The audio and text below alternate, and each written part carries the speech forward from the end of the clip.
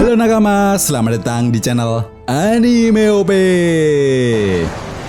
Yes, kita lanjut lagi ya bosku. Segmen rangkuman episode One Piece dari episode 117 sampai 125, atau lebih tepatnya saat petualangan kelompok bajak laut topi jerami di Ars Alabasta. Nah, sedikit mengingatkan juga ya bosku, di rangkuman episode sebelumnya, akhirnya pemimpin organisasi kriminal Baroque Works, yaitu Crocodile, telah muncul di kota Alubarna saat terjadinya konflik antara pasukan pemberontak melawan pasukan kerajaan. Di momen ini juga, Crocodile telah berhasil menangkap Raja Cobra. Nah, tujuan Crocodile sendiri menangkap Raja Cobra adalah untuk memberitahu informasi mengenai keberadaan satu dari 3 senjata kuno, yaitu Pluton. Lalu keseruan dan kejutan apalagi yang akan didapatkan oleh kelompok bajak laut topi jerami selama petualangannya di Ars Alabasta? Oke, namun sebelum masuk ke pembahasannya, jangan lupa like video ini ya bosku, sebagai dukungan kalian semua untuk channel ini ke depannya. Nah, jika sudah, terima kasih banyak dan mari kita mulai.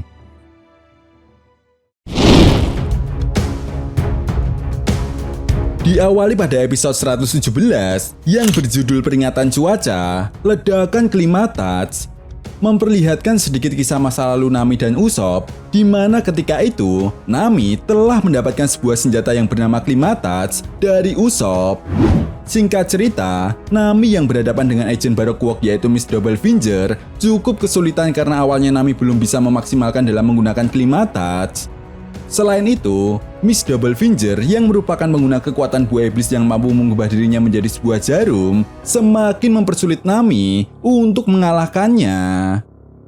Di sisi lain, kita pun diperlihatkan Raja Cobra yang telah dipasung oleh Crocodile untuk diinterogasi mengenai keberadaan senjata kuno Pluton. Kemudian barulah pada episode 118 yang berjudul Rahasia Keluarga Kerajaan, Senjata Kuno Pluton, diawali dengan memperlihatkan alasan kenapa Crocodile ingin mendapatkan senjata kuno Pluton. Ya, Crocodile menjelaskan bahwa dengan senjata kuno Pluton, dia mampu menciptakan sebuah negara utopia yang berbasis militer. Sementara itu, kita juga diperlihatkan kembali kelanjutan pertarungan Nami melawan Miss Double Finger. Nah, di momen ini, Nami benar-benar dihajar habis-habisan oleh Miss Double Finger. Namun berkat usaha dan keterampilan yang dimiliki oleh Nami, pada akhirnya Nami mampu mengalahkan Miss Double Finger menggunakan senjata Klimatats miliknya.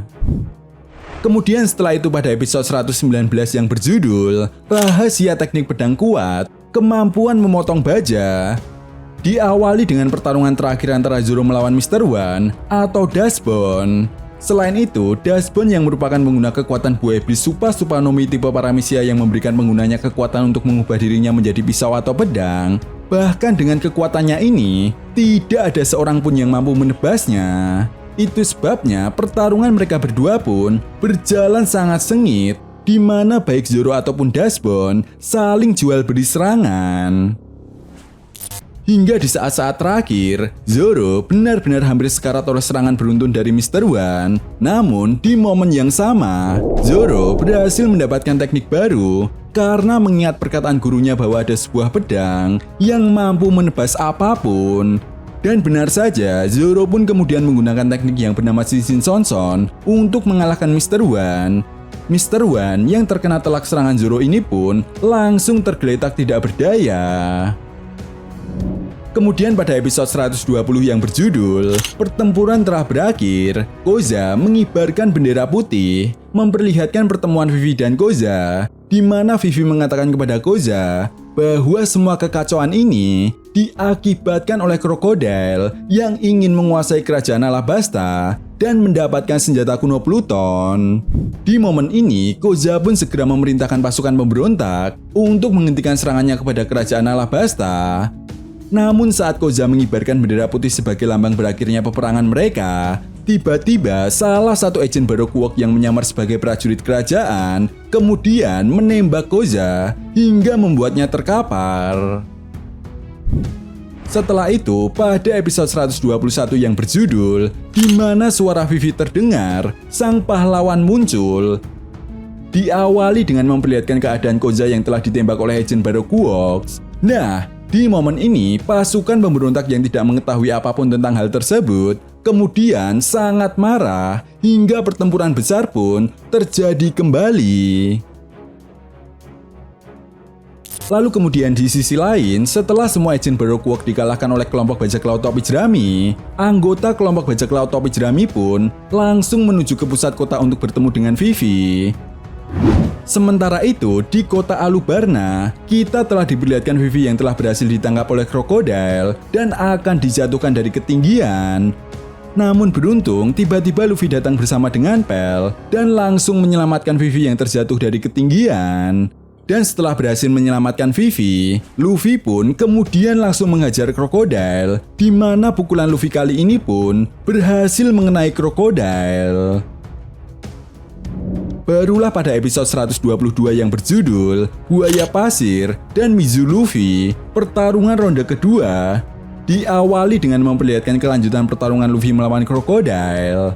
Nah, di momen ini kita dijelaskan bagaimana cara Luffy mengetahui agar bisa menghajar krokodil yang merupakan pengguna kekuatan buah iblis Logia. Ya, rupanya Luffy mencampuri tubuhnya dengan air agar pasir milik krokodil bisa mengendap.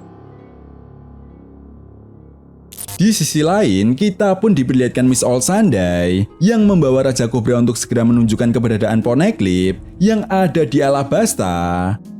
Nah, di momen ini akhirnya identitas dari Miss All Sunday pun telah terungkap. Ya, dia bernama Nico Robin yang merupakan seorang gadis kecil yang berasal dari Ohara.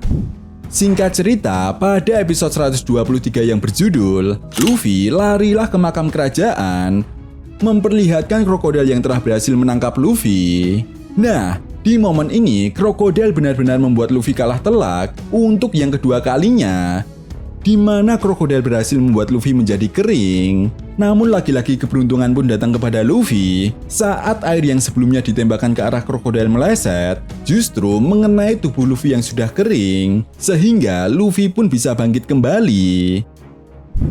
Sementara itu, krokodil pun telah pergi untuk menyusul Nico Robin ke makam kerajaan di mana batu Poneglyph berada. Namun di momen ini, krokodil tidak percaya kepada Robin bahwa terjemahan batu Poneglyph justru tidak memberitahu informasi sedikit pun tentang keberadaan senjata kuno Pluton. Tentu saja hal ini membuat krokodil sangat marah dan langsung menikam Nico Robin. Kemudian barulah pada episode 124 yang berjudul Mimpi Buruk Mendekat, diawali dengan memperlihatkan kedatangan Luffy ke makam kerajaan dan bertemu dengan krokodil. Kedatangan Luffy ini pun sempat membuat krokodil terkejut, seakan tidak percaya bahwa Luffy selalu selamat. Bahkan ketika itu krokodil sempat menanyakan kepada Luffy, kenapa Luffy masih hidup meskipun krokodil telah membunuhnya. Luffy pun kemudian menjawab dengan menghajar krokodil dan mengatakan untuk segera mengembalikan negara Alabasta, di mana ini adalah pertarungan ketiga mereka antara Luffy versus krokodil. Singkat cerita, pada episode 125 yang berjudul Sayap yang Luar Biasa, namaku Pel, Dewa Penjaga Negeri, diawali dengan memperlihatkan Vivi dan kelompok bajak laut topi jerami yang kebingungan mencari bom yang sudah disiapkan untuk menghabisi pasukan kerajaan Alabasta dan pasukan pemberontak. Namun pada akhirnya mereka berhasil menemukan bom tersebut hingga masalah baru pun terjadi, di mana Vivi tidak bisa menghentikan bom tersebut karena bom itu adalah bom waktu. Episode 125 kali ini pun ditutup dengan memperlihatkan kedatangan Pel dan membawa bom waktu tersebut ke atas langit agar kerajaan Alabasta tidak hancur. Hingga pada akhirnya Pel pun mengorbankan dirinya untuk menyelamatkan kerajaan Alabasta.